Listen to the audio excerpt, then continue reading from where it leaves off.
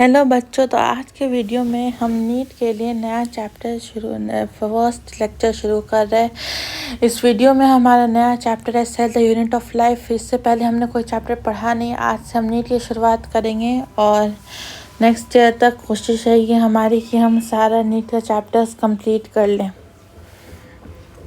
तो हम सेल को कहते हैं हम 9th क्लास से 10th क्लास से पढ़ते हैं कि सेल क्या होता है। तो cell basically the basic unit of life कहते हैं उसको। द सेल को हम क्या कहते हैं?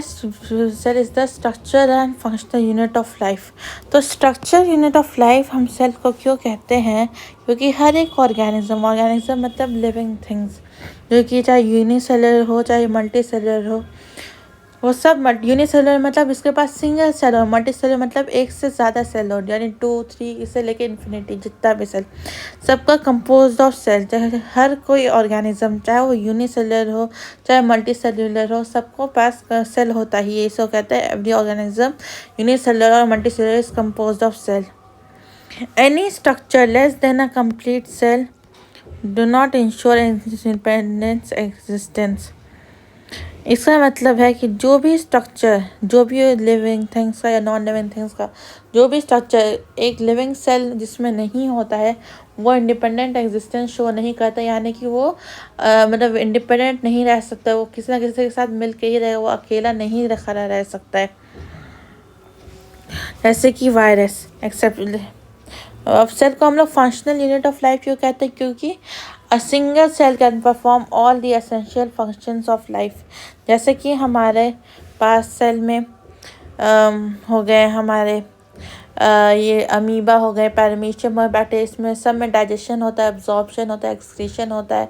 ये सब हमारे लाइफ में मतलब कि लाइफ में हम कह सकते हैं कि एक सारा फंक्शंस को परफॉर्म करता है जो कि एक लिविंग ऑर्गन को सर्वाइव करने के लिए चाहिए होता है, जैसे कि digestion, excretion, absorption.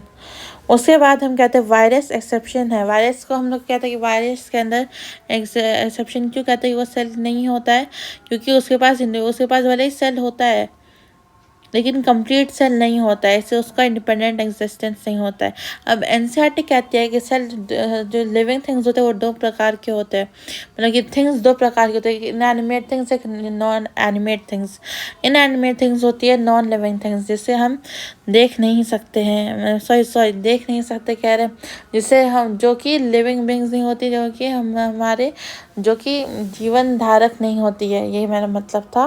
I am sorry for making a mistake. मतलब कि जिसके अंदर जान नहीं होती उसको कहते हैं नॉन लिविंग थिंग्स, और एनिमेट थिंग्स होती है वो जिसके अंदर जान होती है। तो जान जिसके अंदर होती है जिसमें अंदर सेल हो, जैसे कि ऑल सेल यूनिसेलुलर एंड और मल्टी सेलुलर ऑर्गेनिज्म, जो कि हमें कहते हैं जिनके पास सेल है। तो आज चलिए बस इतना ही। लेक्चर जैसे जैसे आप मैंने इसलिए बहुत कम टाइम में पढ़ाई, क्योंकि अब आज फर्स्ट ही लेक्चर है हमारा, तो ज़्यादा बर्डन देना मुझे ठीक नहीं लगा। धीरे धीरे हमारे लेक्चर का ड्यूरेशन बढ़ता जाएगा। Okay friends, thank you.